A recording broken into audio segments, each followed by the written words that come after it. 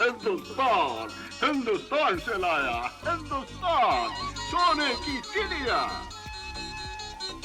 हाँ, dollar, dollar, सोना, हिंदुस्तान। भारत को सोने की चिड़िया जिस जमाने में कहते थे, वो बहुत पुराना जमाना था। अरब और ईरान के व्यापारी भारत से व्यापार करते थे। फिर वे माल लेकर यूरोप के देशों में जाते थे। इन व्यापारियों से जब यूरोप वासी सोने की चिड़िया का हाल सुनते, तो उनके मुंह में पानी आ जाता था। लेकिन उन्हें भारत पहुंचने का रास्ता नहीं मालूम था।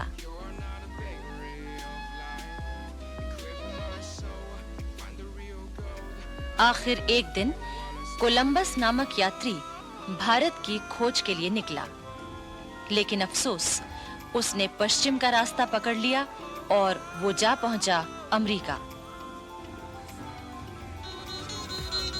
बस लगभग इन्हीं दिनों पुर्तगाल से भी एक यात्री सोने की चिड़िया खोजने चला था।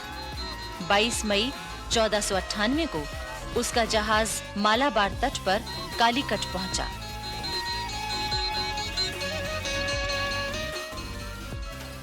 उस जहाज का कप्तान था वास्को डी गामा। अनेक मुसीबतों से जूझता हुआ वो भारत पहुंचा था। उस समय कालीकट में सामुरी नाम के राजा का शासन था। इतिहास में उसको ज़ेमुरिन के नाम से भी कहा गया है। वास्को डी गामा सामुरी के दरबार में गया। उसने सामुरी को कीमती भेंट दी। सामुरी ने वास्को डी गामा का स्वागत किया। वास्को डी गामा ने सामुरी के राज्य में व्यापार करने की इजाजत मांगी, जो तुरंत ही मिल गई।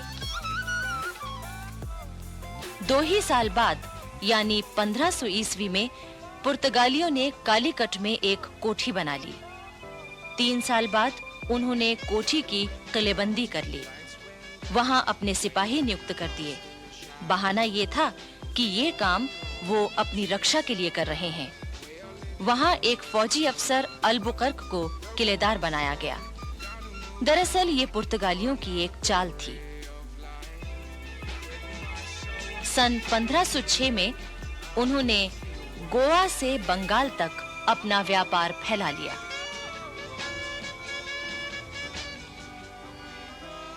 सत्रहवीं शताब्दी के प्रारंभ में हेक्टर नामक एक जहाज अंग्रेज व्यापारियों को लेकर भारत की ओर बढ़ने लगा। इन्होंने सन 1600 में महारानी एलिजाबेथ से आज्ञा लेकर एक व्यापारिक कंपनी बनाई थी, ईस्ट इंडिया कंपनी। इस हेक्टर जहाज के कप्तान हॉकिंस ने जहांगीर के दरबार में पहुंचकर सबसे पहले घुटनों के बल झुककर जमीन चूमी और बादशाह के प्रति अपना आदर प्रकट किया। इसके बाद उसने इंग्लैंड के बादशाह जेम्स प्रथम का पत्र जहांगीर को दिया। जहांगीर ने अंग्रेजों को भारत में व्यापार करने की आज्ञा दे दी। तब सन 1615 में इंग्लैंड के बादशाह ने सर थॉमस रो को मुगल दरबार में अपना पहला राजदूत बनाकर भेजा। धीरे-धीरे अंग्रेजों ने अपना व्यापार फैलाया। उन्होंने पुर्तगालियों की जड़ें कमजोर की, उनके जहाजों को लूटना शुरू कर दिया।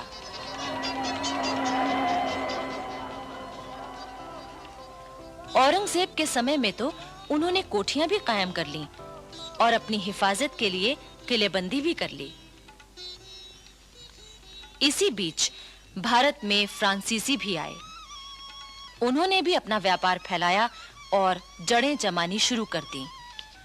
उस समय उनका मुखिया था दुमास। औरंगजेब की मृत्यु के बाद मराठों ने कर्नाटक पर हमला किया। फ्रांसीसी कंपनी के मुखिया ने अपने सिपाहियों के जरिए कर्नाटक के नवाब की मदद की। मराठे हार गए। कर्नाटक और दिल्ली के बादशाह दोनों ने खुश होकर दुमास को नवाब की उपाधि दे दी। 2000 सवारों का सेनापति भी बना दिया। सन 1741 में दुमास की जगह डुप्ले नामक फ्रांसीसी कंपनी का हाकिम बन गया। ये बहुत चतुर सेनापति था। दरअसल डुप्ले पहला यूरोपवासी था जिसके मन में भारत में यूरोपीय साम्राज्य कायम करने की बात आई। डुप्ले ने उस समय के भारत की दो कमजोरियों का फायदा उठाया। एक तो ये कि यहाँ के देशी राजा नवाब आपस में लड़ रहे थे। दूसरे ये कि उस समय राष्ट्रीयता की भावना लोग भूल गए थे। डुप्ले ने इसी फूट का फायदा उठाया। अंग्रेजों ने भी इस नीति का फायदा उठाया। उन्होंने न सिर्फ फ्रांसीसियों को कमजोर किया बल्कि देशी राजाओं को लड़ाने और फिर उनमें से किसी एक की मदद करने की नीति अपनाई। बाद में उस मदद लेने वाले राजा को भी उन्होंने अपने प्रभाव में ले लिया। अब देखिए बंगाल में क्या हुआ। ये बात है 1755 की। उस समय बंगाल में नवाब अलीवर्दी खां का शासन था। अंग्रेजों ने अमीचंद नामक व्यापारी से मिलकर बंगाल पर हमला करने की तैयारी की, लेकिन बंगाल के शासक अलीवर्दी खां ने उनकी एक भी चाल न चलने दी। लेकिन अलीवर्दी खां बूढ़ा हो चुका था। उसने एक दिन अपने नवासे सिराजुद्दौला को अपने पास बुलाया। सिराजुद्दौला उस समय 24 बरस का था और वही अलीवर्दी खां का उत्तराधिकारी भी था। अलीवर्दी खां ने सिराजुद्दौला से कहा, बेटे, मुल्क के अंदर यूरोपियन कौमों की ताकत पर नजर रखना। रियासतों की घरेलू झगड़ों के बहाने इन लोगों ने मुगल शहंशाह का मुल्क और शहंशाह की रियाया का धन माल छीनकर आपस में बांट लिया है। इन तीनों यूरोपियन कौमों को एक साथ कमजोर करने का ख्याल ना करना। अंग्रेजों की ताकत बढ़ गई है। मेरे बेटे, उन्हें किले बनाने या फौजों को रखने की इजाजत ना देना। अगर तुमने ये गलती की तो मुल्क तुम्हारे हाथ से निकल जाएगा। अलीवर्दी खां की मृत्यु 10 अप्रैल 1756 को हुई और सिराजुद्दौला अपने नाना की गद्दी पर बैठा।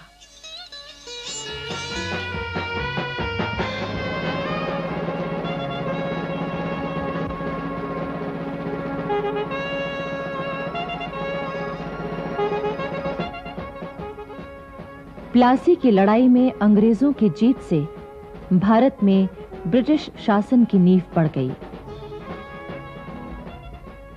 इस जीत में सेनापति मीर जाफर की बड़ी महत्वपूर्ण भूमिका थी, जिसने अपने मालिक सिराजुद्दौला के साथ विश्वासघात किया था। अंग्रेजों ने मीर जाफर को बंगाल का नवाब बना दिया और मुर्शिदाबाद में सिराजुद्दौला के तख्त पर वो बड़ी शान से बैठ गया। इसके बदले मीर जाफर ने कंपनी को 24 परगने की जागीरदारी सौंप दी। लेकिन मीर जाफर अपनी गद्दी पर एक दिन भी चैन से न बैठ सका। वो एक कमजोर, अयोग्य और नासमझ शासक सिद्ध हुआ। वो अंग्रेजों के हाथों की कठपुतली बनकर रह गया। क्लाइव की इच्छा के खिलाफ वो कोई काम नहीं कर सकता था। अंग्रेजों की बढ़ती हुई जातियों से तंग आकर मीर जाफर ने अपने नौजवान दामाद मीर कासिम को कलकत्ते भेजा ताकि वो अंग्रेजों से बातचीत करे और उनका दबाव कुछ कम हो जाए। लेकिन अंग्रेजों ने नई चाल चली और मीर कासिम को अपनी ओर मिला लिया। ये तय किया गया कि मीर कासिम को वजीर बनाकर उसे तमाम अधिकार दे दिए जाएं और मीर जाफर को खर्च के लिए कुछ रकम बतौर पेंशन दे दी जाए। 20 अक्टूबर 1760 को सूरज निकलने से पहले मीर जाफर का महल अंग्रेजों की फौजों ने घेर लिया मीर जाफर को जब अंग्रेजों की नई चाल का पता चला तो वो किस तरह परेशान हुआ, इसका एक चित्र अंग्रेज इतिहासकार कर्नल मालेसन के शब्दों में। उस सुबह को बूढ़े नवाब को उस दिन की अवश्य याद होगी जब उसने प्लासी के मैदान में अंग्रेजों का साथ दिया था और अपने मालिक तथा रिश्तेदार सिराजुद्दौला के साथ विश्वासघात किया था। मीर जाफर अवश्य इस समय सोचता होगा कि यदि प्लासी में मैं अपने उस बालक रिश्तेदार के साथ वफादार रहा होता जिसने अत्यंत हसरत भरे शब्दों में मुझसे अपनी पगड़ी की लाज रखने की प्रार्थना की थी, तो मेरी हालत कितनी अच्छी होती। जिस सत्ता को मैंने इतने नीच और गलत तरीके से प्राप्त किया था, उससे मुझे क्या फायदा पहुंचा? वे लोग जिनके हाथ मैंने अपना मुल्क बेचा था, आज वे मुझे डरा रहे हैं। जो गुस्ताख विदेशी प्लासी से अब तक मुझ पर हुक्म चलाते रहे और जो अब मुझे गद्दी से उतारने की धमकी दे रहे हैं, यदि प्लासी में मैंने उनके नाश की वजह बनने का यश प्राप्त कर लिया होता, तो इस समय मेरे हाथों में असली हुकूमत होती। मेरा नाम इज्जत से लिया जाता और मेरा मुल्क बच गया होता। आखिर मीर जाफर को अंग्रेजों के सामने घुटने टेकने पड़े और अंग्रेजों की नींव और मजबूत होने लगी। उन्होंने मीर कासिम से बंगाल के 3 जिले और ले लिए, साथ ही 3 करोड़ रुपए का सोना आदि वसूल किया। सन 1759 में दिल्ली की गद्दी पर मुगल बादशाह शाह आलम बैठा। अंग्रेजों ने अपनी चालों से शाह आलम को अपनी ओर मिलाने की कोशिश शुरू कर दी। उस समय सारे भारत पर अपनी हुकूमत जमा लेने के लिए अफगानों, मराठों और अंग्रेजों के बीच तिकोना संघर्ष शुरू हो चुका था। देश को विदेशी सत्ता के चंगुल से बचाने का उस समय एक ही उपाय था कि सभी देशवासी किसी एक शक्ति के नेतृत्व में संगठित हो जाते। वो शक्ति थी मुगल सम्राट। किंतु इसी बीच यानी 6 जनवरी 1761 को पानीपत के मैदान में अफगानिस्तान के शासक अहमद शाह अब्दाली और मराठों की सेना के बीच घमासान युद्ध हुआ।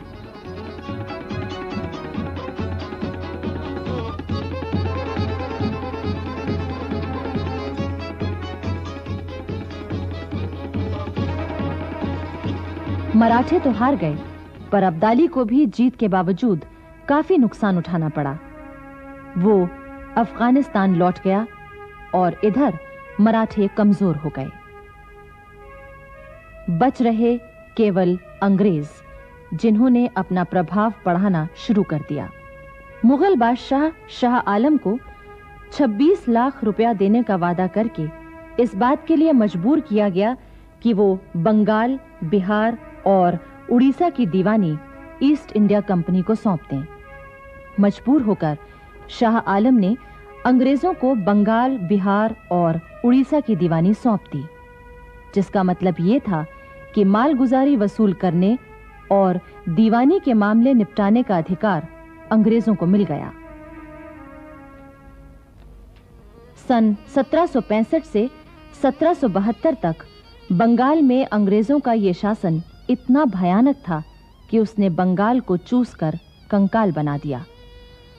सारे बंगाल में तबाही, गरीबी, भुखमरी और अकाल फैल गए।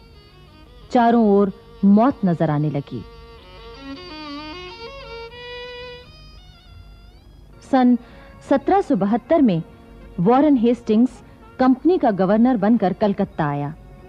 इतिहासकार कहते हैं कि क्लाइव ने देश में अंग्रेजी राज की जो बुनियाद रखी थी, वॉरेन हेस्टिंग्स ने उसे और भी पक्का किया।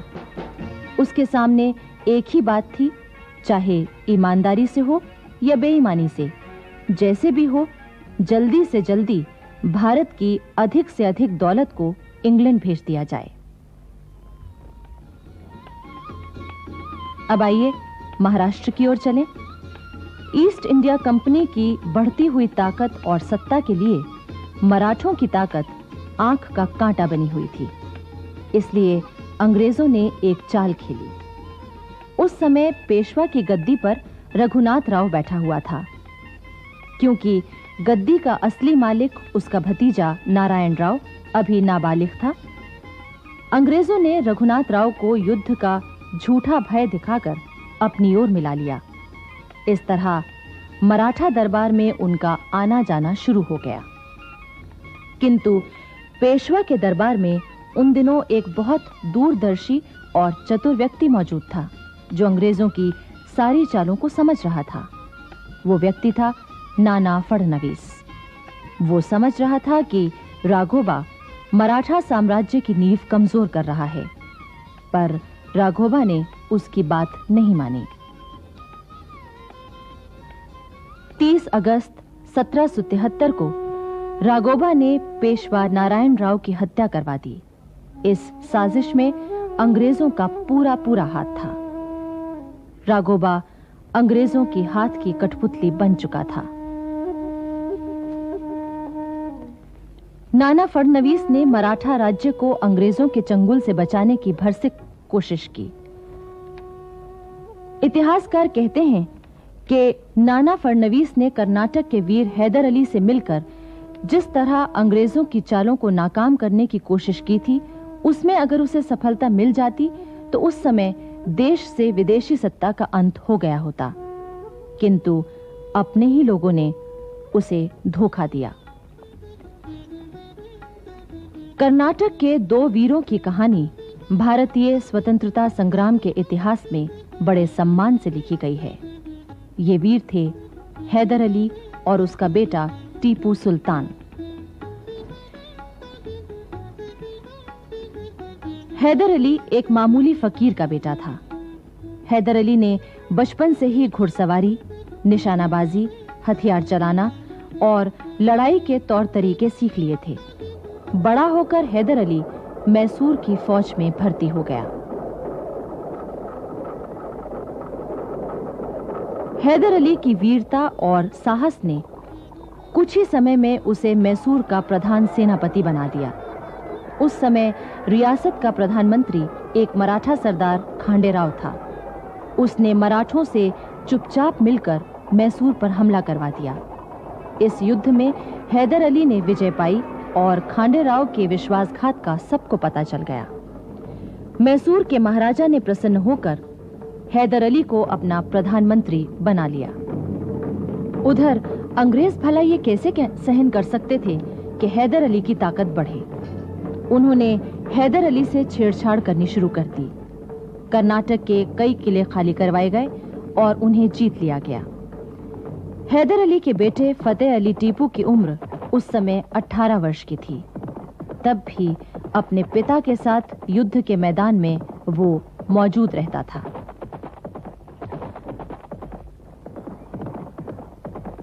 कर्नाटक को अंग्रेजों से खाली कराने और उस पर अधिकार करने के बाद हैदर अली ने टीपू को 5000 सैनिकों के साथ मद्रास की ओर भेजा, जहां अंग्रेजों का जमाव था।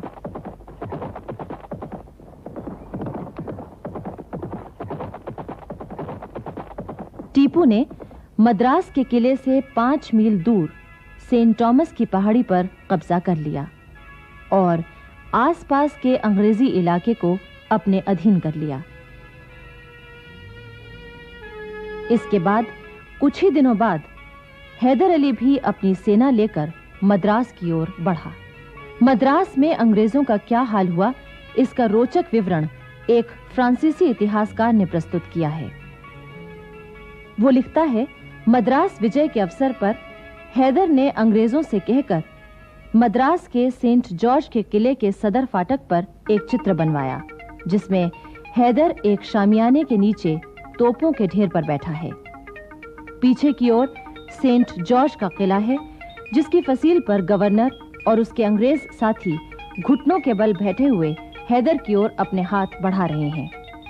अंग्रेज दूत, डुप्ले और बॉशियर हैदर के सामने जमीन पर घुटने टेके बैठे हैं।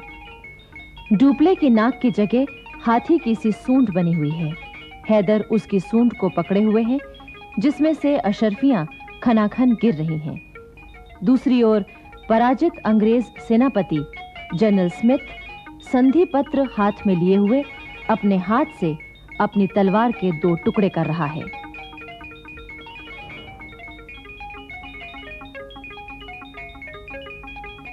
अंग्रेजों की इस हार का असर यह हुआ कि इंग्लैंड में ईस्ट इंडिया कंपनी के हिस्सों की दर गिरकर 40% रह गई।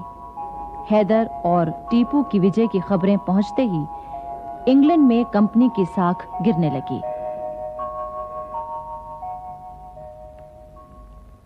इसके बाद हैदर अली ने नाना फडणवीस के साथ मिलकर जिस तरह अंग्रेजों को मात दी थी, उससे अंग्रेज घबरा उठे थे। लेकिन 6 दिसंबर 1782 की रात को हैदर अली की अचानक मृत्यु हो गई, जिससे नाना फडणवीस की सारी आशाएं चूर-चूर हो गईं। जबकि अंग्रेजों के लिए हैदर अली की मृत्यु वरदान साबित हुई।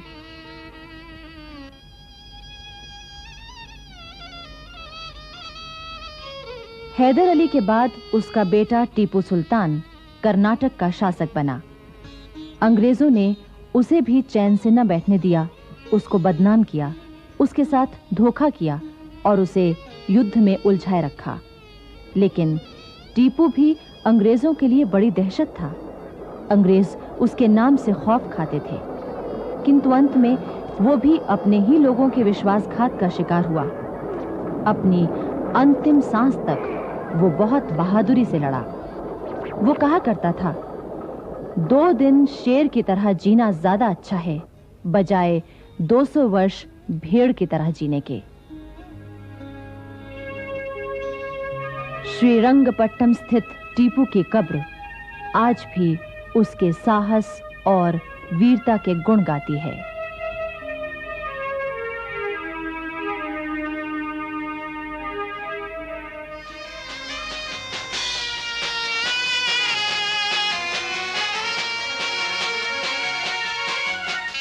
दिल्ली के बादशाह शाह आलम के समय तक अंग्रेज अपने को बादशाह की प्रजा कहा करते थे।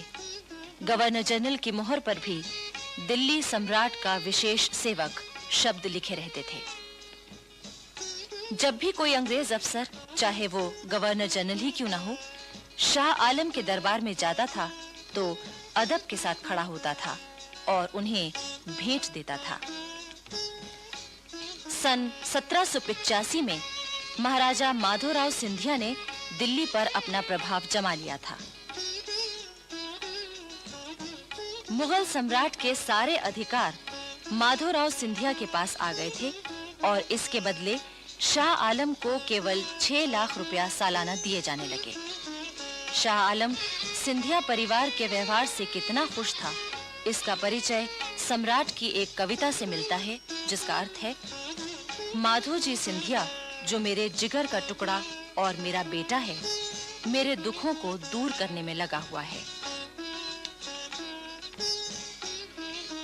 कंपनी के जनरल मार्क्विस वेलेस्ली ने फूट डालकर अपना काम निकालने की नीति में अब तक काफी सफलता पाई थी।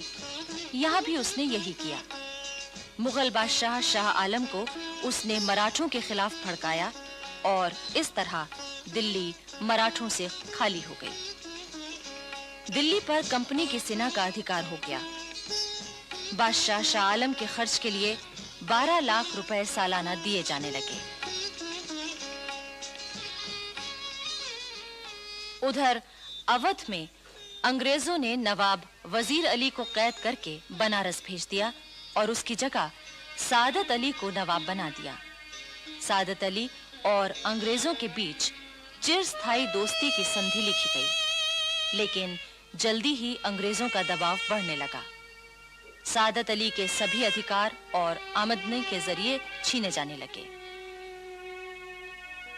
नवाब सादत अली ने कंपनी के रेजिडेंट मिस्टर स्टॉक के जरिए जनरल वेलेस्ली को एक पत्र भेजा, जिसमें कहा गया था कि कंपनी सरकार अपनी ही शर्तों को तोड़ रही है। लेकिन वेलेस्ली ने कहा, नवाब का ये खत इतने गुस्ताखी भरे शब्दों में लिखा हुआ है कि मैं इसे लेने से इनकार करता हूँ। ये खत नवाब को वापस कर दिया जाए और अगर नवाब ने फिर भी इसी तरह अंग्रेज सरकार की इंसाफ पसंदी और ईमानदारी पर शक जाहिर किया तो उसे सजा दी जाएगी। अंग्रेज चाहते थे कि किसी तरह मराठों को कमजोर कर दिया जाए। महाराजा दौलत राव सिंधिया और जसवंत राव होलकर दो ऐसे वीर थे जो उनकी आंख का कांटा बने हुए थे। अंग्रेजों ने जब इन दोनों के खिलाफ चालें चली तो ये दोनों एक हो गए। इस पर अंग्रेज घबरा गए। उन्होंने पहले दौलत राव सिंधिया से संधि की और ताप्ती और चंबल के बीच में सिंधिया ने जो इलाका जीता था वो उनका ही मान लिया गया। चंबल नदी महाराज सिंधिया के राज्य की सीमा मान ली गई। इसी तरह जसवंत राव होलकर से भी संधि कर ली गई।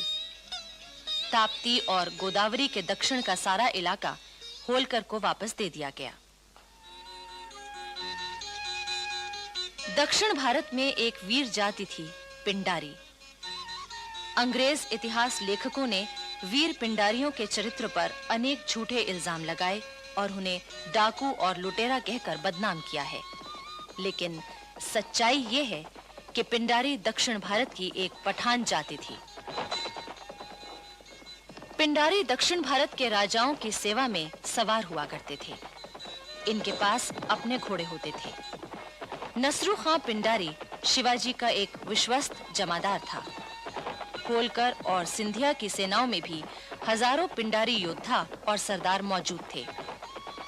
हीरा खां पिंडारी और बुरान खां पिंडारी माधोजी सिंधिया के दो विश्वस्त और योग्य सेनापति थे। दौलत राव सिंधिया की सेना में भी सरदार चीतू खां और करीम खां पिंडारी थे, जिन्हें नवाब की उपाधि मिली हुई थी। होलकर राज्य में रहने वाले पिंडारी होलकर शाही और सिंधिया के राज्य में रहने वाले सिंधिया शाही कहलाते थे।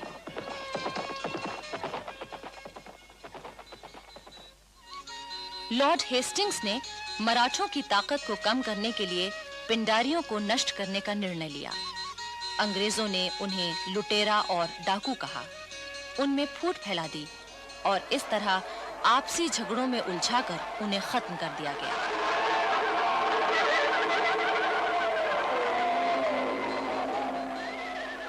दिल्ली में शाह आलम की मृत्यु के बाद उसका बेटा अकबर शाह गद्दी पर बैठा, पर जैसी कि अंग्रेजों की नीति थी, उन्होंने उससे जो वादे किए थे उन्हें पूरा करने से वे मुकर गए। अकबर शाह ने अपनी शिकायतों को इंग्लैंड के दरबार में पहुंचाने के लिए राजा राम मोहन रॉय को भेजा, पर वहां उनकी कोई सुनवाई नहीं हुई। अंग्रेजों का प्रभाव बराबर बढ़ रहा था। कंपनी ने मार्क्वेस ऑफ हेस्टिंग्स को कंपनी का गवर्नर जनरल नियुक्त किया। उसने अपना पद संभालने के बाद एक नया काम शुरू किया, भारत के उद्योग धंधों को नष्ट करना और भारत के धन से इंग्लिस्तान के उद्योग धंधों को बढ़ाना। ब्रिटिश पार्लियामेंट ने एक एक्ट पास किया जिसमें कहा गया था कि इंग्लिस्तान का बना हुआ माल भारतवासियों के सिर मढ़ा जाए और भारत के प्राचीन उद्योग धंधों का नाश किया जाए। भारत की भयंकर दरिद्रता और गरीबी की कहानी यहीं से शुरू होती है। सूरत में बनने वाले कपड़े और जुलाहों के साथ क्या होता था, उसका हाल एक अंग्रेज लेखक रिचर्ड्स ने लिखा है। अब तुम ये कपड़ा सिर्फ हमको बेचेगा, कंपनी का रेजिडेंट व्यापारी ही इसको खरीदेगा। हम इसकी जो कीमत देगा वही तुम्हें लेना पड़ेगा। नहीं, हम तुमको नहीं बेचेंगे। इस कपड़े के हमको बहुत दाम मिलते हैं। तुम 10 रुपए का माल 1 रुपए में खरीदते हो। क्या बोला? कंपनी के खिलाफ बोलता? नहीं बेचूंगा कपड़ा, नहीं बेचूंगा कपड़ा। मैं अपना धंधा छोड़ दूंगा, लेकिन कंपनी को कपड़ा नहीं दूंगा। जुलाहों से इतनी जबरदस्ती की जाती थी, इतनी सजाएं दी जाती थीं कि न जाने कितने जुलाहों ने अपना पेशा छोड़ दिया, पर उन्हें पेशा छोड़ने से भी रोका जाता था। बंगाल में भी इसी तरह के जुल्म जुलाहों पर हो रहे थे, मगर वे उतना काम नहीं कर पाते थे जितना कंपनी के गुमाश्ते जबरदस्ती उन पर मर देते थे। इसीलिए उनका माल असबाब लेकर भी उसी जगह नीलाम कर दिया जाता था। कच्चे रेशम के धागे लपेटने वालों पर इतना जुल्म किया जाता था कि कई जुलाहों ने उन जुल्मों से तंग आकर हाथों के अंगूठे तक काट दिए, जिससे रेशम का धागा न बनाना पड़े।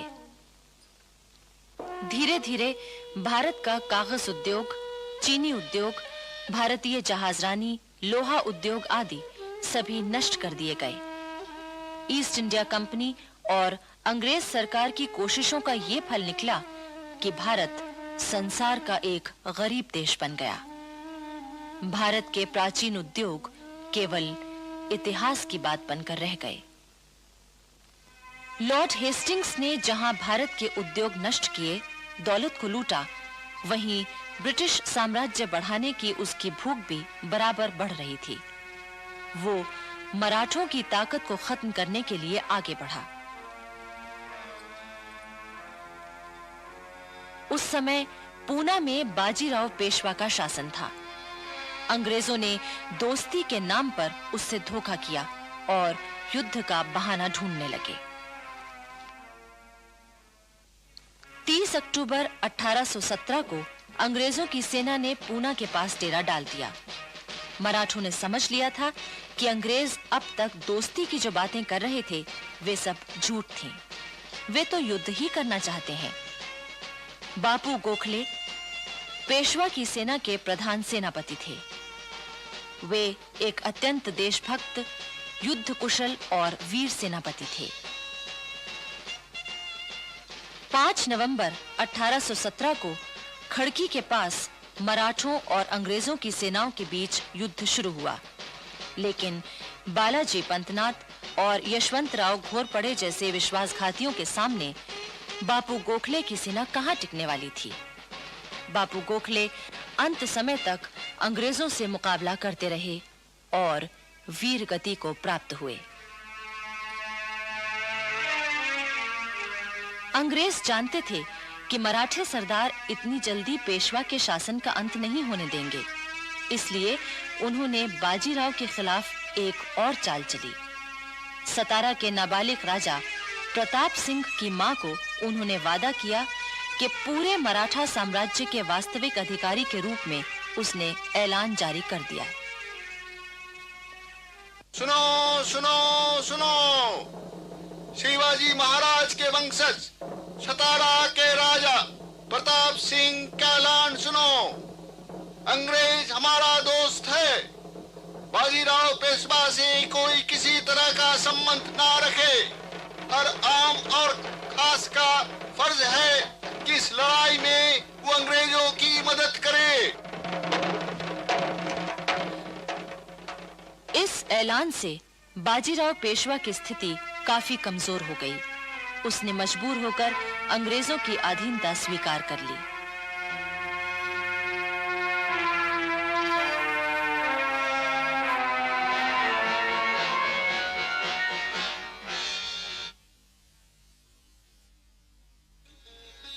दिल्ली में सम्राट अकबर शाह ने बहुत कोशिश की कि उसको खर्च की रकम ज्यादा दी जाए, लेकिन अंग्रेज उसे इसके बदले नीचा दिखाने की कोशिश करते रहे। वे अकबर शाह का अपमान करने लगे। इससे अकबर शाह और उसके साथियों में अंग्रेजों के लिए नफरत बढ़ने लगी। सन 1837 में अकबर शाह की मृत्यु हो गई। उसका बेटा बहादुर शाह अपने पिता के सिंहासन पर बैठा। सम्राट बहादुर शाह ने भी अपने खर्च की रकम को बढ़ाना चाहा, लेकिन उसे जवाब मिला, अगर आप अपने बचे खुचे अधिकार कंपनी को सौंप दें तो आपके खर्च की रकम बढ़ा दी जाएगी। लेकिन बहादुर शाह ने इसे नहीं माना। इससे जहां बहादुर शाह के दिल में अंग्रेजों के प्रति नफरत बढ़ी, वहीं अंग्रेज इस कोशिश में लग गए कि किसी तरह दिल्ली की बादशाहत को ही क्यों न खत्म कर दिया जाए। बहादुर शाह ने यह भी चाहा कि बेगम जीनत महल के पुत्र जवां बख्त को युवराज नियुक्त कर दिया जाए। बेगम जीनत महल एक योग्य बेगम थी। उनमें संगठन शक्ति बड़ी जबरदस्त थी, इसलिए अंग्रेज उनसे घबराते थे और उनकी कोई बात मानने के लिए तैयार न थे। जाहिर है कि बेगम जीनत महल के शहजादे जमां बख्त को वो कैसे युवराज बनने देते। बादशाह बहादुर शाह ने अपने शहजादों के दस्तखतों से अंग्रेजों को खत भिजवाया कि वे चाहते हैं कि शहजादे जमां बख्त को युवराज बना दिया जाए। इस पर अंग्रेजों ने एक नई चाल खेली। उन्होंने एक शहजादे मिर्जा कोयाश को अपनी ओर मिला लिया। उससे ये समझौता कर लिया कि उसे केवल शहजादा कहा जाएगा। वो दिल्ली का किला खाली कर देगा और सिर्फ 15,000 रुपए मासिक पेंशन लेगा। अंग्रेजों ने सन 1856 में बहादुर शाह को भेंट और नजर देना बंद कर दिया। उन्होंने गवर्नर जनरल की मोहर पर से दिल्ली सम्राट का विशेष सेवक शब्द निकाल दिए। बादशाह की खुलेआम उपेक्षा होने लगी। कंपनी का जो सिक्का बादशाह के नाम पर ढाला जाता था वो भी बंद कर दिया गया। बहादुर शाह के साथ होने वाले इस दुर्व्यवहार का फल ये हुआ कि बहादुर शाह और दिल्ली की जनता में विद्रोह की चिंगारी भड़क उठी। इसी चिंगारी ने 1857 में ज्वालाओं का रूप ले लिया था। 1857, जबकि भारतीय स्वतंत्रता संग्राम शुरू हुआ। लेकिन यह संग्राम किसी एक घटना का परिणाम न था, बल्कि भारत में ब्रिटिश साम्राज्य के बढ़ते हुए प्रभाव और अंग्रेजों द्वारा किए जा रहे जुल्मों का फल था। एक ओर दिल्ली के सम्राट बहादुर शाह जफर के मन में अंग्रेजों के प्रति घोर घृणा बैठ चुकी थी, तो दूसरी तरफ वो हर समय इसी चिंता में डूबे रहने लगे कि किस प्रकार मुल्क से अंग्रेजों को निकाला जाए। उधर अवध में नवाब वाजिद अली शाह का शासन समाप्त करने के लिए अंग्रेजों ने वाजिद अली शाह को बहुत बदनाम किया। सच तो यह है कि वाजिद अली शाह ने गद्दी पर बैठते ही सेना को सुधारने के लिए बड़े कड़े नियम बनाए थे। वे रोज सवेरे अपनी सेना से कवायद करवाते थे और खुद भी घोड़े पर मौजूद रहते थे। कंपनी के अफसरों को नवाब की हरकतें भला कैसे पसंद आती? लॉर्ड डलहौजी की आज्ञा से लखनऊ का रेजिडेंट आउटरम वाजिद अली शाह से मिलने आया है। नवाब साहब, कंपनी के गवर्नर जनरल लॉर्ड डलहौजी चाहते हैं कि आप इस कागज पर दस्तखत कर दें। क्या लिखा है इसमें? आप खुद पढ़ लीजिए। मैं वाजिद अली शाह खुशी से अपनी सल्तनत कंपनी को देने के लिए राजी हूँ। नहीं नहीं नहीं नहीं, हरगिज़ नहीं। आपका भलाई इसी में है कि आप दस्तखत कर दें। कंपनी सरकार से झगड़ा करना अच्छा नहीं। ले जाइए इसे और कंपनी सरकार को हमारा फैसला सुना दीजिए। 3 दिन बाद कंपनी की सेना लखनऊ के महल में जबरदस्ती घुस गई। महलों को लूटा गया, बेगमों का अपमान किया गया। वाजिद अली शाह को कैद करके कलकत्ते भेज दिया गया और पूरे अवध पर कंपनी का कब्जा हो गया।